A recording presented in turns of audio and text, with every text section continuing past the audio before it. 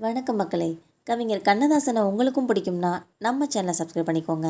தமிழ் திரையுலகத்தில் துவண்டு போகிற உள்ளத்தையும் தூக்கிவிடும் வகையில் பாடல்களை நச்சென்று எழுதக்கூடியவர் தான் கவிஞர் கண்ணதாசன். இவரது பாடல் வரிகள் என்றும் அழியாத ரகசியம் கொண்டவை. நடிப்பின் மேல் உள்ள காதலால் தனது 16 வயதிலேயே சென்னைக்கு ஓடி வந்தார் கண்ணதாசன். தனது முதல் வாய்ப்பாக கிடைத்தது எழுதக்கூடிய வாய்ப்புதான். இவர் முதலில் கண்ணியின் காதலி என்ற படத்தில் கலங்காதிரு மனமே என்கிற பாடலை தான் எழுதியிருந்தார். சுமார் 4500 படங்களுக்கு பாடல்கள் எழுதியுள்ளார். 6 படங்களையும் தயாரித்துள்ளார். ஏராளமான நூல்களையும் எழுதியுள்ளார். இவர் பல படங்களுக்கு கதை மற்றும் வசனம் எழுதியுள்ளார். 7 பத்திரிகைகளில் ஆசிரியராகவும் எழுத்தாளராகவும் இருந்துள்ளார். இவர் 54 வயதிற்குள் அனைத்தையும் செய்து முடித்தார். உலகிலேயே தனக்குத்தானே இரங்கற்பா எழுதியவர் கண்ணதாசன் தான். அவர் இறப்பதற்கு பல வருடங்களுக்கு முன்பாகவே எழுதினாராம். அவர் கடைசியாக எழுதிய பாடல் 3ஆம் பிறை படத்தில் இடம்பெற்ற கண்ணே கண்மானை பாடல்தான்.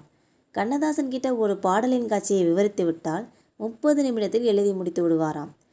ஒரு சமயம் கண்ணதாசனுக்கு 5000 ரூபாய் பண தேவை ஏற்பட்டது. அவசரமாக ஊருக்கு சென்று கொண்டிருந்தார். ரயில் நிலையத்துக்கு செல்லும்போது இயக்குனர் ஸ்ரீதர் அவரை ஒரு பாடல் எழுதி கொடுக்கணும்னு அழைத்தாராம். அதற்கு கண்ணதாசன் பண தேவைக்காக அவசரமாக ஊருக்கு போறேன்னு சொன்னாராம். அதற்கு ஸ்ரீதர், நீங்கள் கையோடு பாடலை எழுதி கொடுத்து விட்டு பணத்தை வாங்கி கொண்டு போங்கன்னு சொன்னாராம். பாட்டும் எழுதணும், பணமும் வேணும், ஊருக்கும் போகணும் என்ற சூழலில் 10 நிமிடத்தில் ஒரு பாடலை எழுதினாராம் கண்ணதாசன். அந்த பாடல் ஸ்ரீதருக்கும் பிடித்துவிட கண்ணதாசன் பணத்தை வாங்கிவிட்டு சென்றாராம். அந்த பாடல்தான் நெஞ்சில் ஒரு ஆலயம் படத்தில் வரக்கூடிய முத்தான முத்தல்லவோ என்ற பிரபலமான பாடல்.